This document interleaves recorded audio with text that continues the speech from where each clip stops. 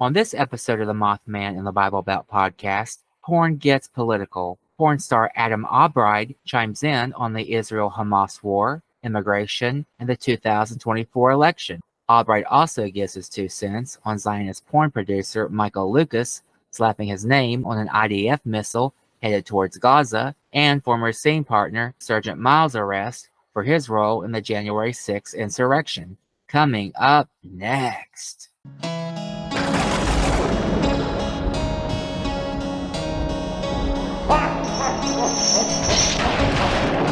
Welcome to the Mothman in the Bible Belt podcast with your host, Buck Fantastic.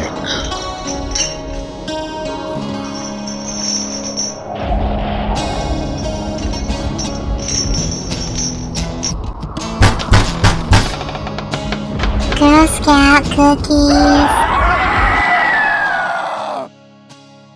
This episode of the Mothman in the Bible Belt podcast is dead serious. Over 57,000 Palestinians have been injured in Gaza. The death toll there is pushing 23,000, and over 9,000 Palestinian children have been massacred by the Israeli government since October 7th. The AP recently reported that 71,000 children under the age of 5 have diarrhea, which is a sign of poor nutrition. According to a recent UNICEF survey, a quarter of pregnant women in Gaza reported eating only one food group a day. In West Virginia, AIPAC continues spreading misinformation about the Israel-Hamas War through its mouthpiece, Rabbi Victor Urecki. AIPAC National Council member Urecki refuses to call for a ceasefire. Last October, when Israel likely bombed the Anglican-run Al-Ahli Arab Hospital in Gaza City, Urecki wrote on Facebook, "Israel does not target hospitals and has no reason to do so." According to the UN, the airstrike on that very hospital was preceded by 2 warnings issued by the Israeli government stating an attack on the hospital was imminent. The World Health Organization reported in 2021 Israel damaged 19 healthcare facilities in Gaza, including 6 hospitals and the Hala al-Shawa primary healthcare clinic. An article or video will not change Rabbi Urecki's understanding. Urecki's words near verbatim. In November, Urecki participated in the March for Israel along with known anti-Semite pastor John Hagee and his Zionist Christian organization, Christians United for Israel. To discuss the situation in Gaza, I brought on popular 20-something porn star Adam Awbride. He's been posting heavily about the Israel-Hamas War on X, formerly known as Twitter. Adam Awbride has been featured in scenes for Falcon, Icon Mail, Edward James, Bromo, and Disruptive Films. And he has an OnlyFans entrepreneur. Join me, your host, Buck Fantastic, for another exciting episode of the Mothman in the Bible Belt podcast. It's eclectic chit-chat of otherworldly origins. Okay, Adam, you've been very vocal on Twitter about the carnage taking place in Gaza. At the hands of the Israeli government, the U.S. House of Representatives passed a $14.5 billion Israel aid package in November. It's not going anywhere in the U.S. Senate. The Biden administration in the past month bypassed Congress to sell Israel $253 million in arms. What's your thoughts on all that? It's absolutely awful. Absolutely awful. It's atrocious that our government is being this complicit in what's going on. I do think that Biden is being complicit in genocide. He can't deny it at this point. There's too many receipts. Like Israel keeps denying genocide. However, they've admitted to it in every other sense except the vocabulary itself. They've admitted to every part of the definition of genocide. They've talked about ethnic. A lot of Israeli officials have talked about removing all of Palestinians from Gaza. They've already approved building companies to build buildings there. Sorry, I went on a tangent. I was talking about Biden being complicit. Yeah, And like with the amount of intelligence I'm sure that he has on what's going on over there, he can't deny it at this point. And I do think that The Hague should charge him with being complicit in genocide, along with anyone else in the US government with the knowledge that they have still supporting what's going on. Yeah, we're giving them over $3.8 billion to do it annually. And it's like, why? Why are we giving them this much money? I don't know too much about how much we spend internationally, but that feels like a little bit too much. Yeah, especially since it's all going to military funding. Yeah, like why are we funding another nation's military when, first of all, our nation's military is already gets so much funding and has such like a global presence? How do you think Joe Biden is going to be remembered for not calling for an immediate ceasefire in Gaza? Like from a political standpoint, I can understand just at the very beginning, being like, okay, being just warning Israel, hey, like don't kill any civilians. And then if he said that and then something happened, he should have called for a ceasefire at that point. I can understand like at the very beginning after like October 7th being like, okay, this is a self-defense thing. But after like one untargeted airstrike, he should have called for a ceasefire. And he definitely shouldn't have continued to supply ammunitions and bombing and white phosphorus to Israel after that, when it's clear they're targeting civilians. It's clear that they're hurting civilians at unprecedented rates. Over 9,000 kids have been massacred so far, and counting. And more than that, starvation and disease is setting in. I believe, I can't remember when the last statistic was, when this was dated, but at some point in November or early December, it was estimated that currently 55,000 children are experiencing a disease with the symptoms of diarrhea. And apparently in wartime, children are 20 times more likely to die of diseases that cause diarrhea.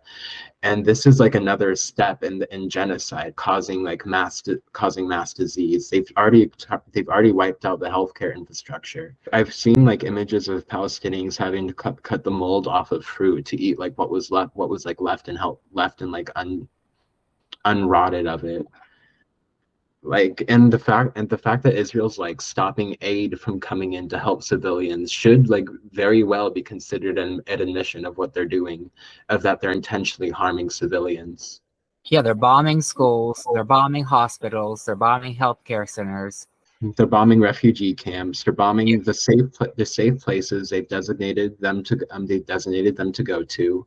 Like everywhere is being bombed. I don't understand where they think the hostages are currently if like they're planning on leveling Gaza. It doesn't seem like they care about like the safety of the hostages if they're just focused on destruction. That's my thoughts exactly. I mean, I bet the rest of them are dead, and not really by the hands of Hamas, just dying in the missile fire from the Israeli government, the IDF.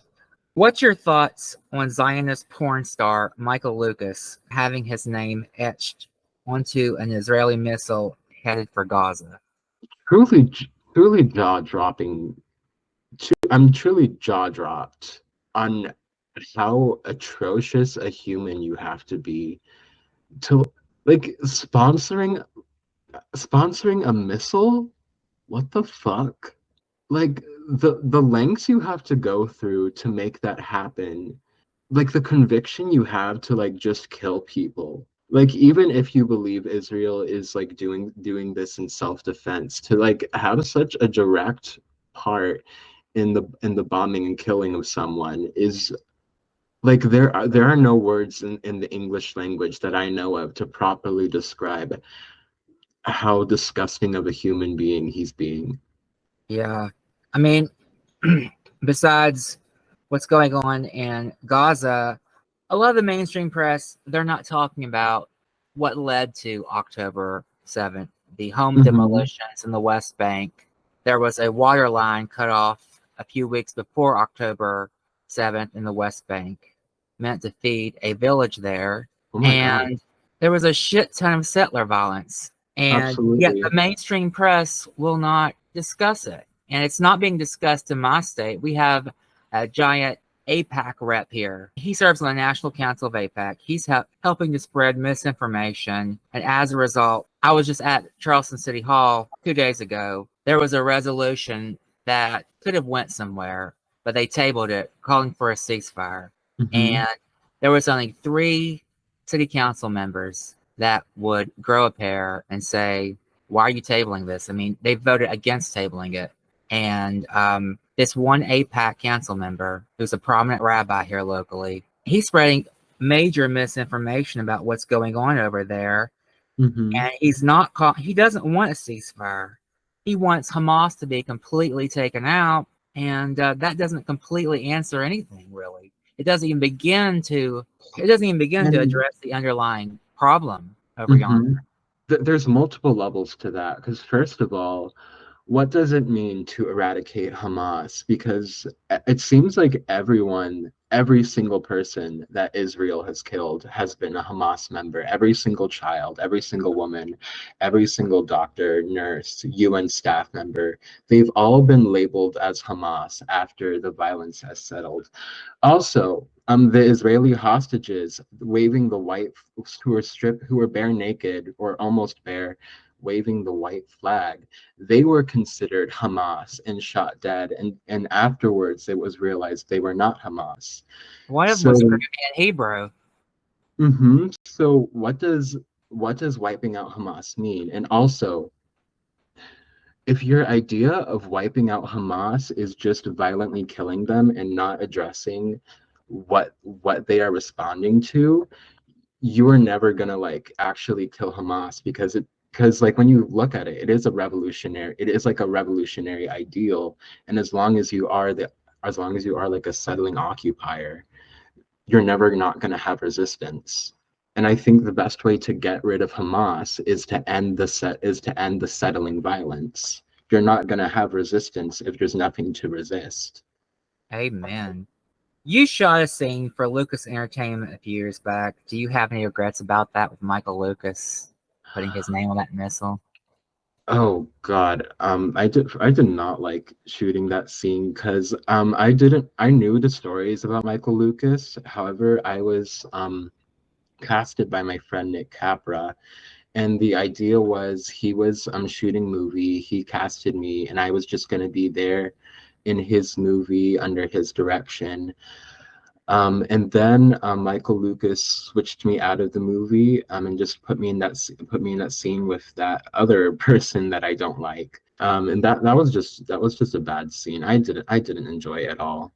And yeah, I haven't worked with him since. What were your thoughts on that scene partner, Sergeant Miles, getting arrested for rioting at the nation's capital on January 6th? You know, I'm so glad justice happened.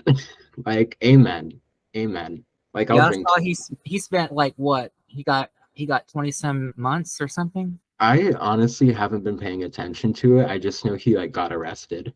Did Sergeant Miles like peg you as an ultra conservative MAGA person when you all did that scene? Or I go, oh God, I hope not. I really hope I don't give off that vibe. I knew about his politics when I knew about his politics beforehand, and I noticed he was just taking like extra care not to talk about politics. So is he a gay for payer? No, he's definitely like queer. I think bi or gay, one of the two.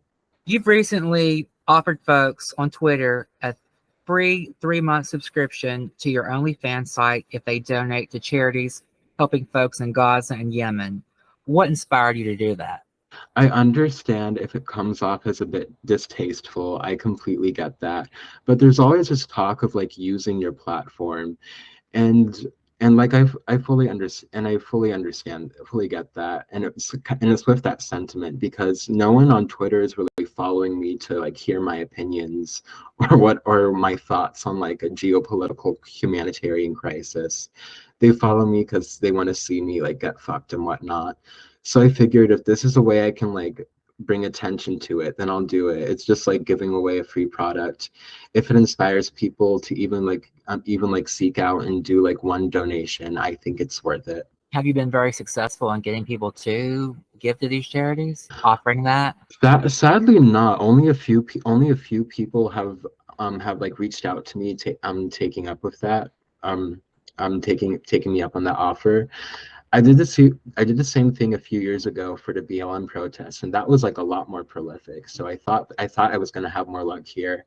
I'll retweet the post today, do another post of it, see if I get more people wanting to donate. Because like I do think it's also just like a matter of the tweet itself not being seen.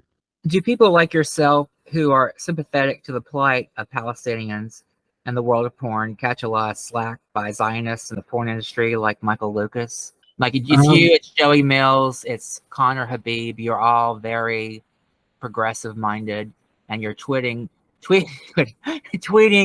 about a lot of really great civil rights issues and social justice issues. I think that just depends on like who you're working with.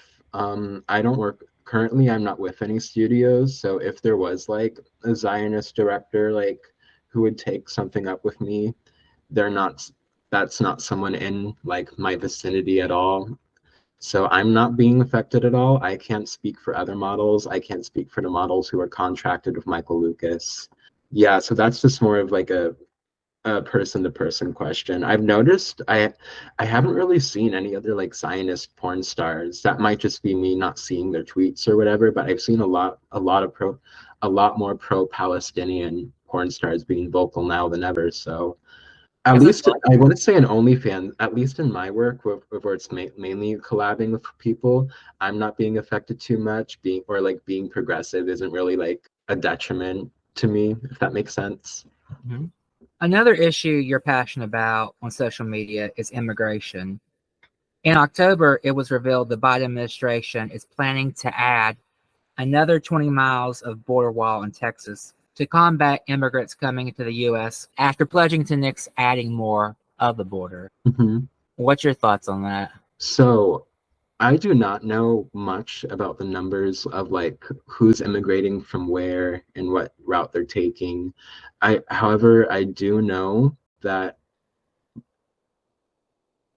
our concern, like where we're getting illegal immigrant or undocumented people coming from, it's not like they're walking in from Mexico. That's not the main route people use to immigrate here. And I think that's such like a band-aid solution to whatever the problem is. When talking about immigration, it's like, what are we actually talking about? Are we talking about the reasons why they're immigrating here? Are we talking about the infrastructure we have to let people immigrate in? Are we talking about how undocumented people are currently treated in this country? Sorry, can we be a bit more specific on the question then? Because when I think about immigration, I think about all that stuff. It's such like a vast issue. But I personally think that there's a lot of refugees coming in, and we should like really create a lot of housing infrastructure and just like an easy path for them to immigrate here and get legalized status. Because I also know our current system is very backed up and not effective for like what it claims to be and what it claims to accomplish. One thing I don't think we're talking about a lot in this country is the impact that these trade deals are having on people in Mexico and in Central and South America, as well as CIA meddling. It's something that's completely taken the back burner. That has a great deal to do with, those things are hurting people as well, and it's contributing greatly to people from these countries coming here. And I'm not saying that it's a bad thing that people should be coming here. We're a country of immigrants. Everyone should be coming here and everyone should be welcome. But it's like we're not talking about what's bringing people here to start with. Mm-hmm. And that like really varies like person to person, like place to place, even state to state, country to country. In your opinion, what is good, decent immigration reform? What should that look like? That is a great question. Do I know what the immigration process is currently like? I do not.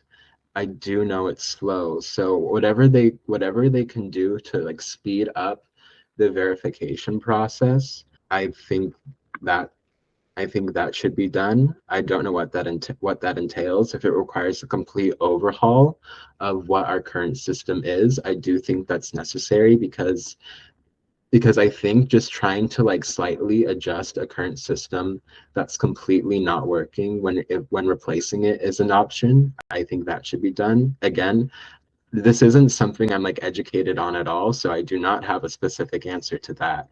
A complete overhaul of like I want to say like the justice system of border patrol and ICE, because currently, from what I know of them, they have too much unfettered power. They have too much unregulated power in those detention centers, and too many innocent people and refugees get swept up there without proper care, without food, without proper legal advice or legal aid at all. And I think and I think every undocumented person is entitled to is entitled to equal legal aid when, if they don't know how to legally plead their case for a refugee status, that's not fair to them. It's not fair that their lack of education on how to navigate our legal system could affect whether they effectively immigrate here or not.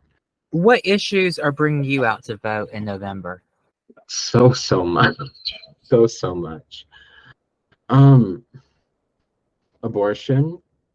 Who's currently being vocal on Palestine right now? I understand if like our president is going to be a lot dicier on who to choose, because like I don't think I could vote for Joe Biden again. I truly do not think. I'm praying someone, I believe like the only candidate who's like the only Democratic candidate who's been vocal for at least a ceasefire has been Marianne Williamson. But we'll see whatever candidates come up. Legalizing marijuana, much lower on the priority list compared to the other two. But if it's between candidates who support those top two, but like one supports one supports the other, at like a Senate or Senate, House, local level, I'm choosing that one. I vote for like everyone in every election. I try to like vote for every single seat, since those like lower divisions of government, lower branches of voting are important. And I'm gonna try and look up the judges in my district, because that's something I've been blindly voting on, and it's so hard to like find out the opinions and like thoughts of some of these people, you know. So I'm gonna try and do more research on that. When I go to look for candidates and do my research, my biggie is going to the state campaign finance portal. That's usually on the Secretary of State's website. I look to see the kind of money that's flowing into the campaigns.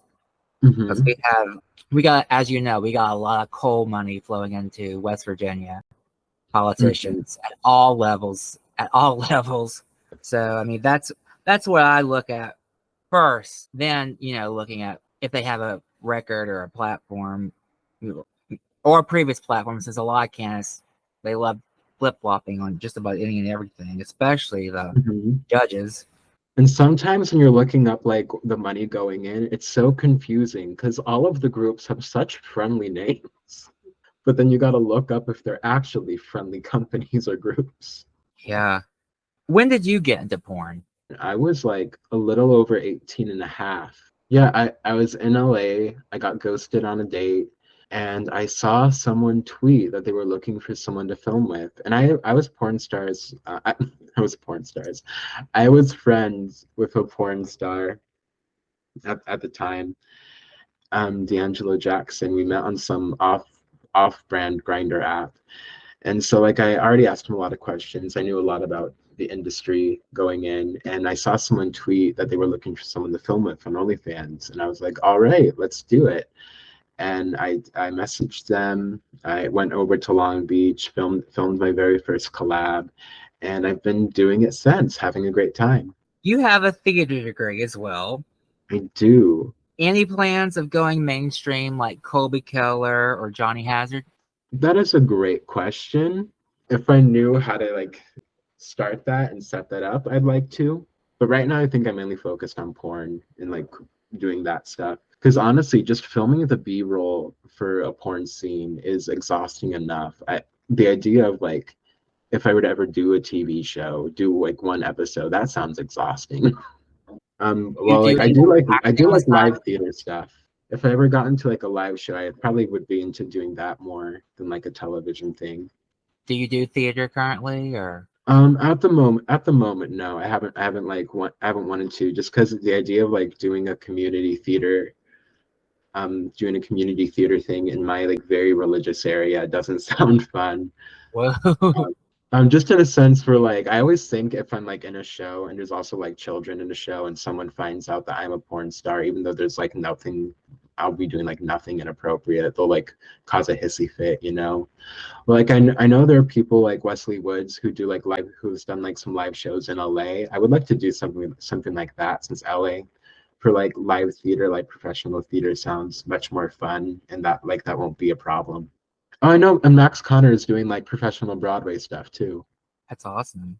You've done porn for studios like Falcon, Icon Mail, Edward James, and Burmo. What has the studio experience been like versus the OnlyFans? OnlyFans is always a lot more passionate, because in studio, at least in my experience, it's always just like you're getting fucked in like truly one stagnant position the whole time. Like if it's doggy, it's like just doggy. If it's like missionary, it's like just missionary for like however many minutes. And the idea of like, mainly because like you don't have the freedom to move around as much, because the camera has to get you and the camera has to plan where to move during the shot. So there's a lot less like freedom and fluidity in that, I've noticed, at least on the sets I've been on. And yeah, OnlyFans is it's just like a lot more passionate, a lot more fun. A little bit, it's always quicker. Like you can knock out a scene in like 30 to 45 minutes, but because of like studio, because of like the specific shots they have to get, specific angles, and the uncomfortable positions and things they make you fuck on, that becomes a little bit tedious. I do have a fun time with studio though. I do like the idea of like, this is being filmed and like so many people are gonna like jerk off to this. Like this is so fucking hot. Like I do have that with OnlyFans too, but like there's something different with like the studio vibe, like knowing it's like a professional work. How long is a typical scene when it's a studio?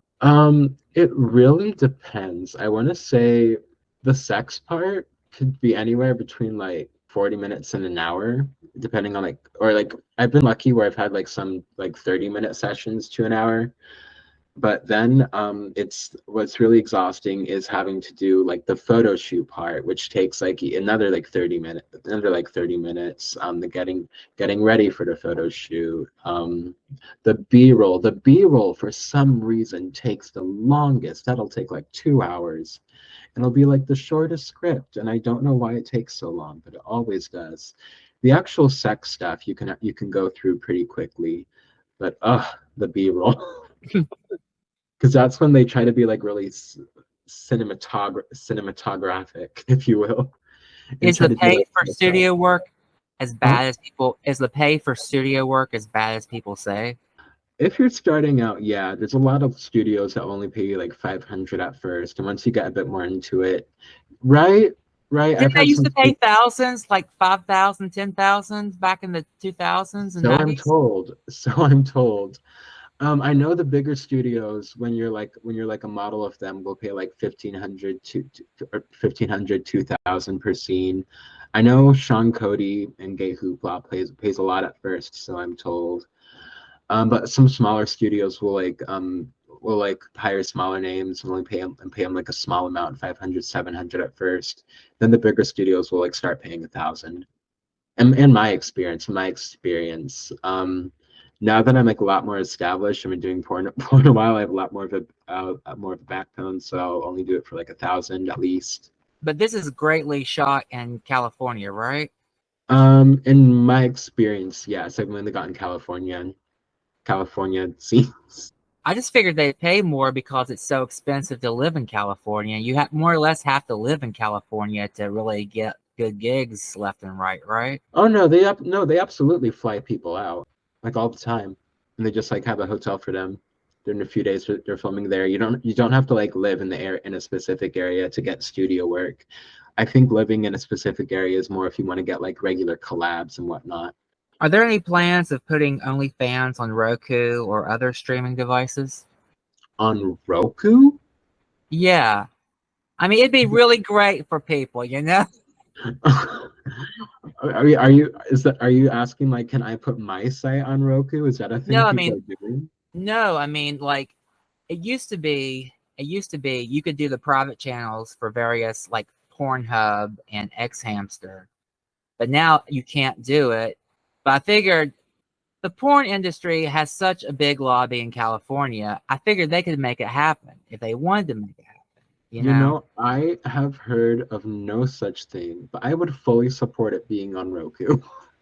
it's just more convenient. Just Yeah, anything to make porn more convenient. I'm all for it. I'm all for it. is porn something you aspire to do since you were younger? Would you believe me if I say a little bit? You never know. Yeah, you just well, you know, you watch the videos and you're like, wow, it'd be so hot to fuck them too. And like now I'm doing it, and I guess you could say I was. I guess you could say I was. What did you see yourself doing when you were a kid as an adult? Like, what career path were you wanting to take? Either like theater stuff, which I got the degree in, or like doctor psychology stuff. However, then in like middle school, high school age, when I learned that like that requires a lot of school, I was like, oh, fuck no. Thus far, who has been your favorite scene partner? Oh, decisions. Studio or studio or OnlyFans? Studio. Okay, what are the studio scenes they've done? Hmm. I'm racking my brain on all my studio scenes. Oh, come on, there must be one. I'm thinking of one.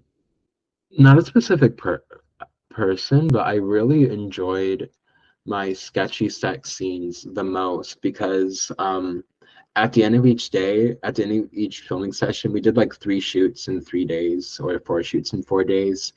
And so like at the like halfway mark of each like shoot, they were like, okay, just like go at it, have a fun orgy. Nothing planned. We're just gonna follow you with cameras. And like that was like such a, like a let loose experience, fucking however we want. So and like all the guys there were really hot. So I think that was like my favorite scene. And when talking about OnlyFans collabs, my best scene, Liam Cyber, we have like the best makeout videos. I feel like the passion he has when we kiss, so fucking sexy. When it comes to like getting fucked, recently I posted a video of like Dan Saxon fucking me, and his dick like gave when he was like fucking me doggy style, I was like rock hard. He was like hitting my prostate just right. I felt like I was gonna come. He almost fucked the cum out of me. I was so close, so close. Who do you want to work with that you haven't already? That I haven't already. Oh, so many, so many. Does it count if I'm talking to them about collabing soon? Yeah, yeah. Okay, so I am talking to I'm hoping I'm definitely pronouncing his name wrong. It's either Immuno official or I'm Uno official on Twitter. He is this like beautiful like jacked man from Atlanta. We're talking about me going out there in February to collab. I am so excited for it. He is beautiful. And I haven't filmed with him. He's expressed interest once. I would love to film with Austin Wolf. He is like I'm really into like like muscular guys. He is huge. He's so fucking sexy to me. And I love how much he like spasms when he comes. It's so hot. He's a legend. Yeah. Have you seen Out TV's reality series X-Rated NYC or LA? I've seen the trailers for it. I believe I've watched the first like two, if I remember correctly, I've watched the first 2 episodes of my roommates when it came out. We haven't kept up with it. We should get back on it. And I definitely remember we saw them in the Hot House series when they did like a little cross promo special. I was just curious because you filmed OnlyFans scenes with two of its stars, Max Konnor and Dante Cole, and there was a bunch Oh, of I'd love to drama. film with both of them again. there was a lot of drama. I'm not sure if it was made up or what, because these reality shows, many of them, they claim to be non-scripted, but Well, now I have to go back and watch it and see the drama and figure out if it was real or not.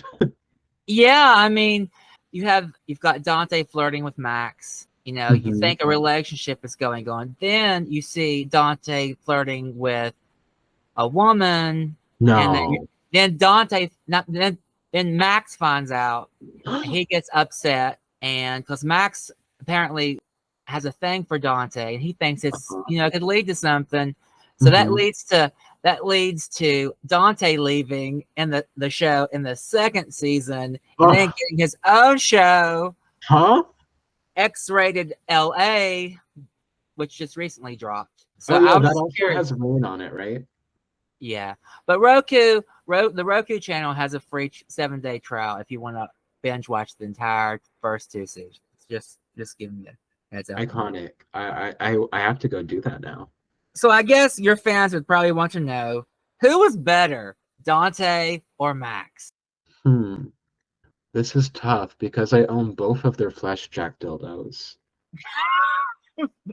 Wow. Okay, by default, I have to say Dante. No, this is nothing against Max Konnor. This is all like my failings.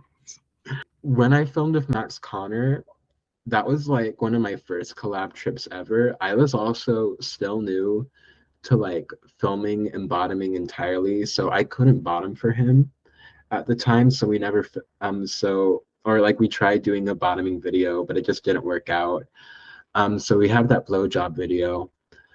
But yeah, just like I was like still 18 or like, no, I was like freshly 19 at the time, but I was still like so new to bottoming that it was my fault that I couldn't take him. But I really enjoyed sucking his cock, loved it.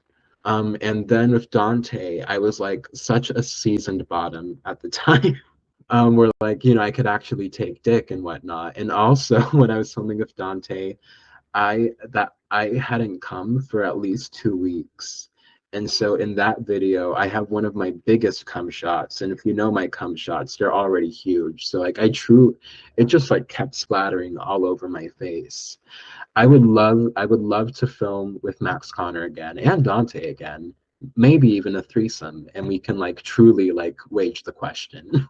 Do you have to prep for big wieners or like go into like a high fiber diet or something? Or I think it's good strategy to prep for a big dick, and you can do that just by dildoing yourself the day before. It's so easy.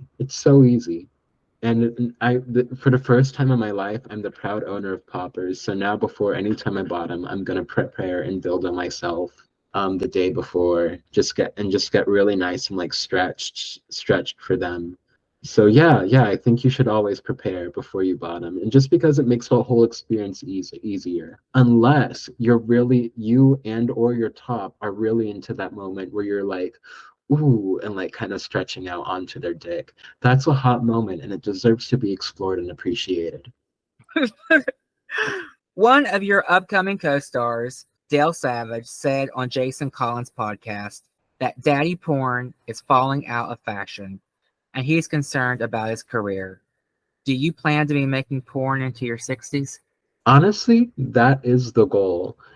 And I think like I cannot speak for the daddy experience, but I truly think like every body is a sexy body to somebody. Like there isn't a single niche that isn't something that can be explored and like something profitable for people.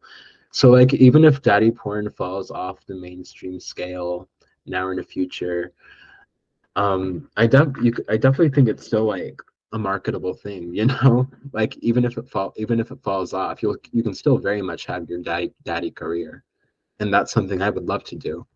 Have you seen Dale's latest video, Gilligan's Island? I have not. Gilligan's Island? Yeah, he stars in it. He stars in it with Michael Del Rey. Dale parodies Thurston Howell III. It's hilarious. I will say I haven't seen Gilligan's Island, but I know the name.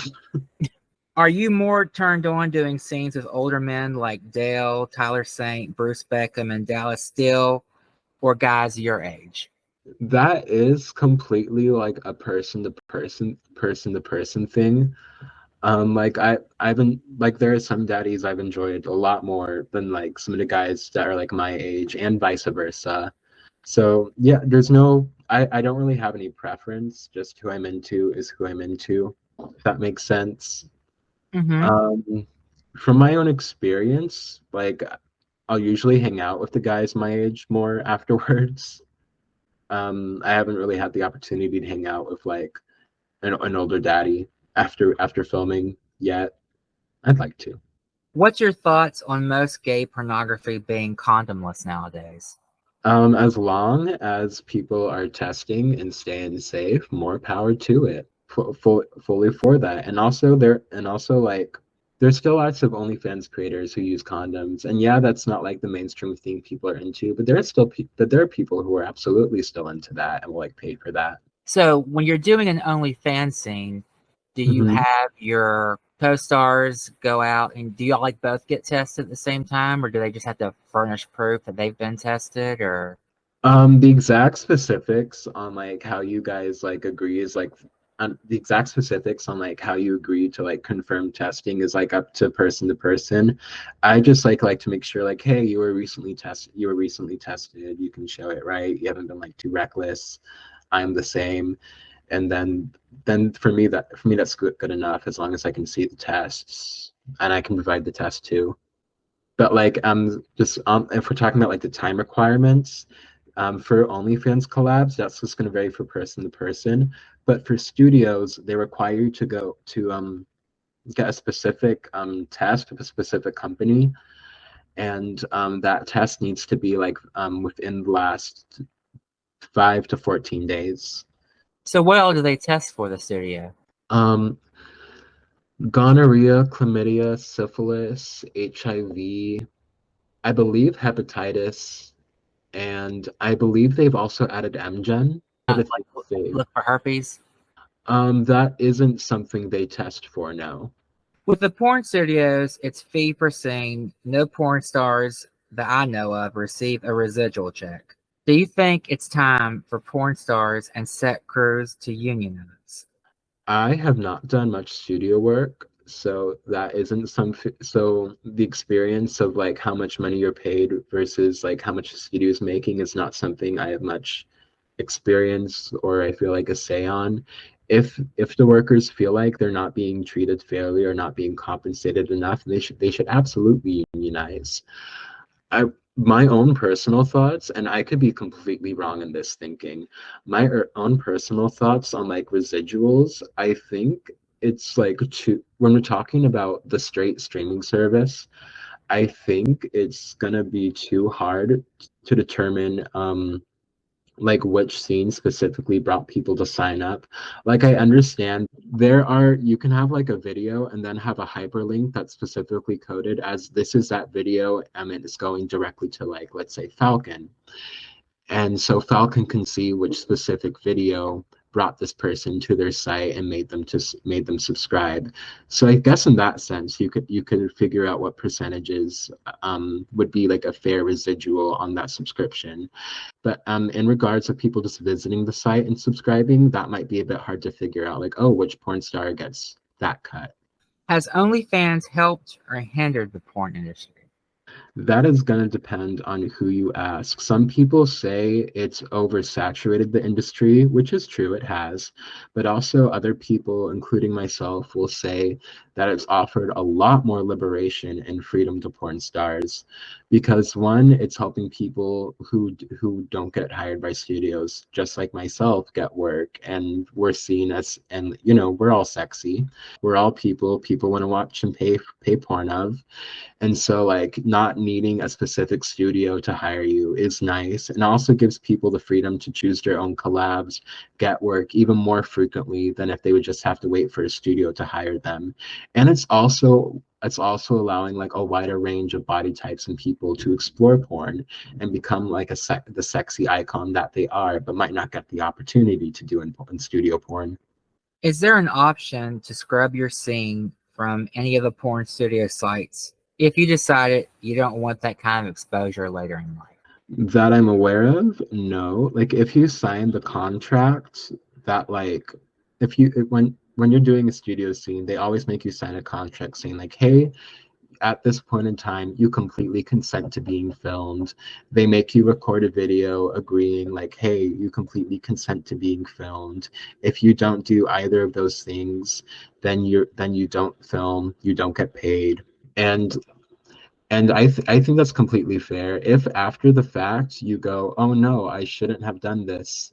You knew signing up for this that this was going to be on the internet forever. You knew when you were traveling there this was going to be on the internet forever. You knew explicitly when you were signing and agreeing in that video this was going to be on the internet forever. You knew as you were filming the video this was going to be on the internet forever. You knew as you were cashing in the check that was going to be on the video on the internet forever. To say, oh, my morals have changed, I don't want that work up anymore, it's like, boo-hoo, you've agreed to make a product, it's out there now. In the past 4 to 5 years, there's been a gross trend involving bottom gay porn stars wrapping their mouths around the top's peen after they pull out. Are performers getting sick doing this? Just checking. Are we talking about like it coming out, like just the dick coming out and then like them sucking cock? Are we talking about Yeah. are we, People pulling the wiener out of the butt and then the bottom going, yeah, and are we, and just more specifically, are we talking about scat play, or is that like completely separate? completely separate. Like I've seen in the past 4 to 5 years, I've seen a lot of gay porn where as soon as the guy puts his thing up inside of the bottom and pulls out, the bottom starts sucking on it. And it's not like shooting to another, it's a solid, straightforward scene. There's not cutting away or anything. So I was just curious if people were getting seen, because I heard Colby Keller talk about as much as people who bottom clean themselves, there's no real way of truly getting clean and I guess disinfecting.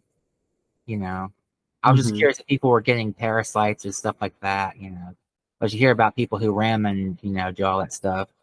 I guess not the cleanest of buttholes. So True. Well, first of all, I guess give it a sniff test first. If it passes the visual test, at least give the dick a sniff test first before you like suck it again. But if it's something you want to do, go for it. Regarding getting sick, I mean, like I'm not really sure you can point to like a specific blowjob at a point in time and say this is the blowjob that got me an infection. But like if people have gotten sick, I'm sure it's happened, but people have gotten sick from having sex through other ways. As long as you're being as safe as you can, I'm all for it. But also in regards to the fear of like getting parasites or something, if it's your own shit, you're not gonna develop anything new.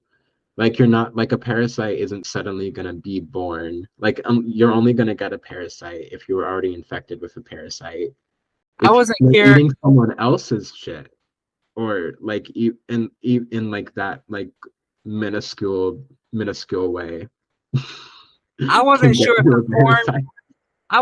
the porn performers that were doing at the bottoms, if they were going out and like having to like douche in peroxide or Lysol or what have you ahead of time. So oh no, just regular water. Okay. Do not put peroxide in your anus, I beg of you. If you are listening to this podcast, do not douche with peroxide. What does the future hold for Adam Awbride? Currently a few things. A lot more cam shows. Gonna be getting into cam showing a lot more. Now that I've figured out how to set up my Lovense toy and how to get my what's it called? My webcam to record more clearly. And I'm going to the Gavians this month, the 23rd to 28th, maybe staying in Vegas a bit longer. Then after that, going to Atlanta in February and hopefully Miami after that. And at some point, I'm gonna try and do a tantric massage video with the masseur daddy, and we're looking for a body to massage together. Currently, that's what Adam has planned. And I know this year or next, I want to do a trip to London, a joint trip with Trip Evans, because we've been friends for a while and been wanting to do like a Europe trip together where we'd collab with other people and have a fun time together. Do you have any upcoming scenes you'd like to plug? Any upcoming scenes? My if it isn't out already, my last studio scene with Dale Savage that I filmed, go watch it. That's a really great daddy son scene.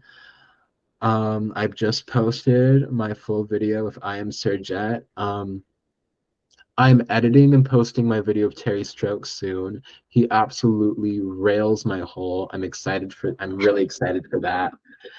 And I'm going to be doing a lot of collabs in Vegas. So and eventually I'll be posting my video of Jeremiah Cruz and doing a lot of collabs in Vegas, working with I'm Uno in Atlanta. So yeah, those are all things I'm really excited to film and show you guys. I want to thank my special guest, Adam Awbride, for giving listeners insight into the adult film industry. I'm sure some of my listeners have contemplated pursuing a career in porn. It's good to know what you're getting yourself into ahead of time. I hope people have a better understanding of persons who star in or make porn. These folks are just like you and I. Everybody's got to make a living. You can follow Adam Awbride on X. For Mothman in the Bible Belt podcast outlet updates, guest bios, episode breakdowns, and links to social media, please visit us on the web at www.mothmaninthebiblebelt.com. Thanks for listening.